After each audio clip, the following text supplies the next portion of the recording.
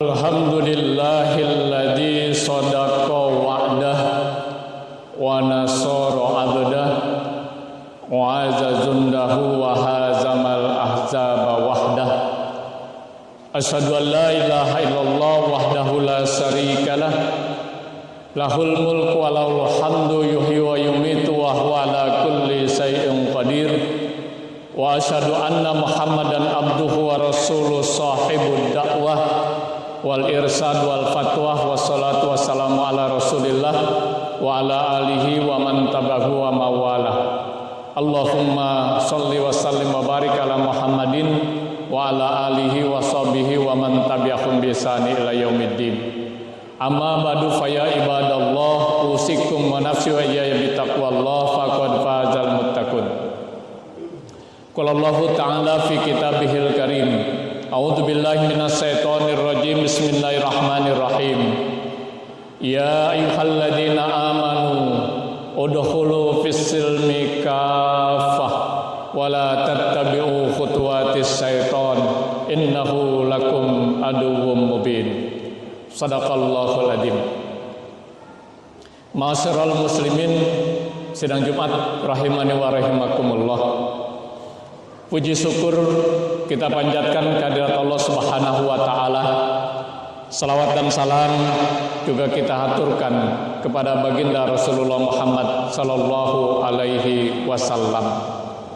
Hari yang penuh dengan kebahagiaan, hari yang baik yang kita kenal dengan Sayyidul Ayyam, penghulu dari hari-hari lainnya. Hari Jumat ini kita jadikan sebagai momentum untuk senantiasa menjaga, memelihara, meningkatkan keimanan dan ketakwaan kita kepada Allah Subhanahu wa taala sebagai bekal utama kita, baik saat kita berada di alam dunia sekarang ini, lebih-lebih saat kita memasuki kehidupan yang kekal dan abadi, yakni kehidupan akhirat kelak. Wa tazawwadu fa inna khairal zadi taqwa, kata Allah. Berbekalah kamu, dan sebaik-baiknya bekal itu adalah takwa kepada Allah Azza wa Jalla. Tema khutbah Jumat kita hari ini saya sampaikan tahapan menjadi seorang muslim yang kafah. Hadirin sidang Jumat rahimani wa rahimakumullah. Dalam surat Al-Baqarah ayat 208 yang saya bacakan dalam muqaddimah tadi, Allah Subhanahu wa taala berfirman, A'udzubillahi minasyaitonir rajim. Bismillahirrahmanirrahim. Ya ayyuhalladzina amanu udkhulu fis-silmi kaffah wa la tattabi'u khutuwatis syaiton innahu lakum aduwwum mubin. Ya ayyuhalladzina amanu, wahai orang-orang yang beriman, udkhulu fis-silmi kaffah, masuklah kamu ke dalam Islam secara kafah, secara menyeluruh. Wala tattabi'u khutuwatis syaiton, dan janganlah kamu mengikuti langkah-langkah setan. Innahu lakum aduwwum mubin, sungguhnya setan itu musuh yang nyata bagi kamu sekalian. Hadirin sidang Jumat rahimani wa rahimakumullah. Untuk bisa menjadi muslim yang kafah, ada 5 hal yang harus kita lakukan. Yang pertama adalah mengimani Islam. Kemudian yang kedua, mengilmui Islam. Yang ketiga, mengamalkan Islam. Yang keempat, mendakwahkan Islam. Dan yang kelima adalah sabar dalam kita berislam. Ketika 5 tahapan ini sudah kita laksanakan, pantas kalau kemudian kita disebut sebagai muslim yang kafah. Hadirin sidang Jumat rahimani wa rahimakumullah. Tahapan yang pertama adalah mengimani Islam. Ya. Iman dalam arti yang sebenar-benarnya. Karena ini maksud dengan iman bukan hanya sekedar percaya kepada Allah. Kalau sekedar percaya kepada Allah, yang namanya setan itu percaya kepada Allah. Bahkan mungkin lebih percaya kepada Allah ketimbang kita. Karena setan pernah bertemu dengan Allah. Setan pernah bercakap-cakap langsung dengan Allah. Tapi setan tidak beriman kepada Allah Subhanahu wa taala.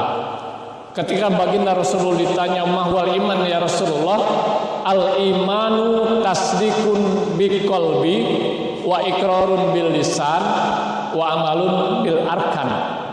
Ilmu adalah sesuatu yang diyakini di dalam hati, kemudian diikrarkan dengan lisan dan diamalkan, diaplikasikan dalam sikap dan perbuatan kita sehari-hari. Begitu kita menyatakan iman kepada Allah, ya tidak hanya sekedar percaya kepada Allah, tapi kita yakini di dalam hati, kita ikrarkan dan kita amalkan dalam perbuatan kita. Artinya perintahnya dilaksanakan, larangan-larangan Allah Subhanahu wa taala ditinggalkan.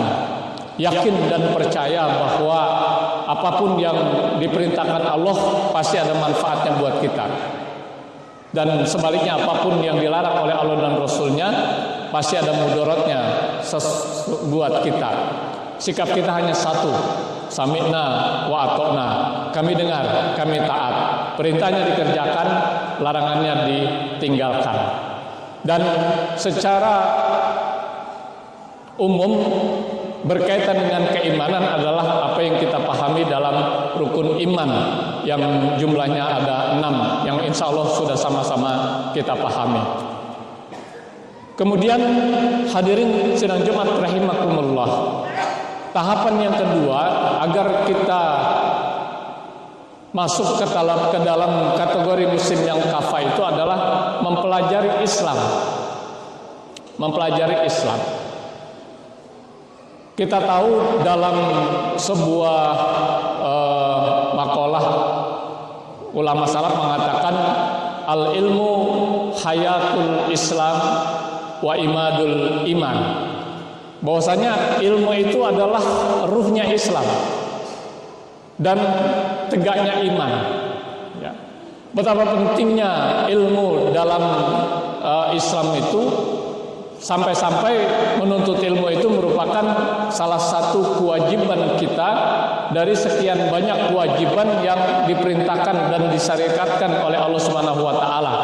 Sebagaimana dikemukakan oleh baginda Rasulullah dalam satu hadisnya, utlubul ilma, talabul ilmu faridatun ala kulli muslimin.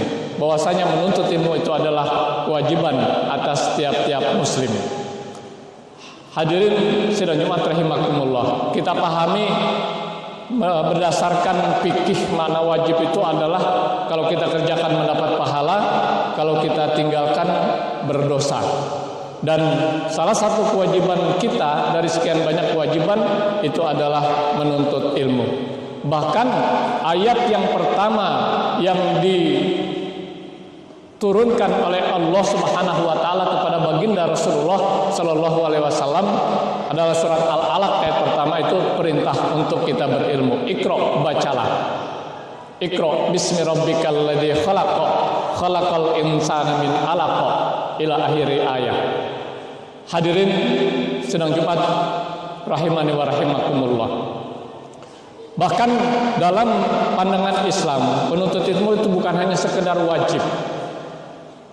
Menuntut ilmu itu merupakan salah satu hal atau salah satu media yang bisa kita gunakan agar kita bisa sukses. Bukan saja kita ketika berada di alam dunia sekarang ini, lebih-lebih saat kita memasuki kehidupan akhirat, kehidupan yang kekal dan abadi, yaitu kehidupan akhirat. Dalam satu hadisnya Rasulullah mengatakan, man aradad dunya fa alaihi bil ilmi wa man aradal akhirah fa alaihi bil ilmi wa man aradahuma fa alaihi bil ilmi. Siapa yang ingin sukses di dunia, raihlah dengan ilmu, dan siapa yang sukses akhirat, raihlah dengan ilmu, dan siapa yang sukses dunia akhirat maka raih juga dengan ilmu. Indikator kita sukses di dunia ini adalah ketika kebutuhan primer kita sebagai manusia, sandang, pangan, dan papan dapat kita raih. Dan untuk bisa meraih itu adalah dengan ilmu. Dan indikator ketika kita sukses di akhirat adalah ketika kita masuk ke dalam surganya Allah. Dan untuk bisa masuk ke dalam surga Allah juga dengan ilmu. Man arada dunya fa alaihi bil ilmi wa man arada al akhirah fa alaihi bil ilmi wa man aradahuma fa alaihi bil ilmi. Hadirin sidang Jumat rahimakumullah. Bahkan di dalam surat Al-Mujadilah ayat 9 Allah mengatakan Allah akan mengangkat derajat orang yang beriman dan berilmu beberapa derajat dibandingkan dengan orang yang tidak beriman dan berilmu. Ya ayyuhalladzina amanu idza qila lakum tafassahu fil majalis fafsahu yafsahillahu lakum wa idza qila sudu fansuzu yarfa'illahu alladzina amanu minkum walladzina utul ilma darajat. Masyarul muslimin sidang Jumat rahimani wa rahimakumullah. Tahapan yang ketiga untuk menjadi muslim yang kafah adalah mengamalkan Islam. Artinya apa yang sudah kita pelajari, apa yang sudah kita imani, apa yang sudah kita pahami, kemudian kita wujudkan, kita aplikasikan dalam setiap langkah, setiap perbuatan yang kita lakukan dalam kehidupan kita sehari-hari. Kalau itu perintah dikerjakan, kalau itu larangan ditinggalkan. Ya, hanya satu sifat kita yaitu sami'na wa ata'na. Kami dengar, kami taat. Kemudian yang keempat, tahapan yang keempat adalah mendakwahkan Islam. Keberhasilan baginda Rasulullah Muhammad sallallahu alaihi wasallam dalam menyampaikan risalah Allah karena keterlibatan para pengikutnya untuk bersama-sama mendakwahkan Islam sesuai dengan kapasitas dan kemampuannya masing-masing. Kalau kita buka sejarah dalam waktu yang relatif singkat, dalam ukuran sejarah kurang lebih 23 tahun, baginda Rasulullah sudah mampu menyampaikan risalah Allah bukan hanya kepada bangsa Arab tapi ke seluruh umat Islam, ke seluruh umat manusia di seluruh penjuru dunia. Salah satunya adalah karena keterlibatan para pengikutnya untuk ikut serta mendakwahkan Islam. Hadirin sidang Jumat rahimakumullah. Dakwah yang dimaksud di sini tentu dakwah dalam arti yang luas. Karena yang namanya dakwah itu bukan hanya berdiri di atas mimbar, berbicara panjang lebar di hadapan para jamaah. Itu bagian daripada dakwah. Tapi dakwah bukan hanya itu. Dakwah bisa kita lakukan dengan apa saja. Kalau kita punya ilmu, kita bisa berdakwah dengan ilmu. Kita punya seni, kita bisa berdakwah dengan seni. Kita punya materi, kita bisa berdakwah dengan materi. Kita punya tenaga, kita bisa berdakwah dengan tenaga. Dan apapun yang sudah kita dapati bisa kita sampaikan kepada orang lain, itu sudah merupakan bagian daripada dakwah. Kata Rasulullah dalam satu hadisnya, balighu anni walau ayat, sampaikan dariku walaupun hanya satu ayat. Hadirin sidang Jumat rahimakumullah. Yang terakhir, ya, tahapan yang kelima adalah sabar dalam berislam. Artinya 4 tahapan sebelumnya dalam kita mengimani Islam, dalam kita mempelajari Islam, dalam kita mengamalkan Islam, lebih-lebih dalam mendakwahkan Islam, tentu akan banyak halangan, rintangan, tantangan yang akan kita hadapi, baik yang berasal dalam diri kita maupun yang berasal dari luar diri kita. Itu semuanya diperlukan kesabaran. Hadirin sidang Jumat rahimakumullah. Sabar di sini mencakup 3 hal. Yang pertama adalah as-sabru anit ta'ah. Sabar dalam mentaati perintah-perintah Allah Subhanahu wa taala. Dalam melaksanakan perintah Allah itu juga diperlukan kesabaran. Yang kedua as-sabru anil maksiyah. Sabar pada saat kita meninggalkan kemaksiatan. Jadi pada saat ada kesempatan kita untuk bermaksiat, kemudian kita tidak lakukan kesempatan itu berarti kita as-sabru anil maksiyah. Dan yang ketiga adalah as-sabru anil musibah. Sabar dari berbagai macam musibah yang suatu saat Allah Subhanahu wa taala mungkin timpakan kepada kita. Dalam surat Al-Baqarah ayat 155 Allah Subhanahu wa taala berfirman, A'udzubillahi minasyaitonir rajim. Bismillahirrahmanirrahim. Walanabluwannakum bisay'in minal khaufi wal ju' wa naqsin minal amwali wal anfusi wath thamarat wa basyyiris sabirin alladzina idza asabatum musibah qalu inna lillahi wa inna ilaihi raji'un. Dalam ayat ini ada 5 bentuk ujian yang suatu saat Allah Subhanahu wa taala akan timpahkan kepada kita. Ketakutan, kelaparan, kekurangan harta, kekurangan jiwa, kekurangan buah-buahan. Di ujung ayat disebutkan wabasyiris sabirin, dan berikanlah kabar gembira kepada orang-orang yang sabar. Siapa orang yang sabar? Alladzina idza asabatum musibah qalu inna lillahi wa inna ilaihi raji'un.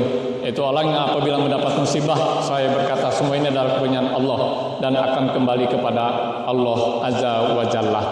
Hadirin sidang Jumat rahimani wa rahimakumullah. 5 tahapan ini hendaklah dapat kita laksanakan dengan sebaik-baiknya, secara optimal dan maksimal, sehingga pada akhirnya nanti kita termasuk ke dalam musim yang kafah yang diungkapkan oleh Allah Subhanahu wa taala dalam surat Al-Baqarah ayat 208. Barakallahu li wa lakum fil Qur'anil azim wa nafa'ani wa iyyakum bima fihi minal ayati wa dzikril hakim. Wa taqabbal minni wa minkum tilawatahu innahu huwal ghafurur rahim.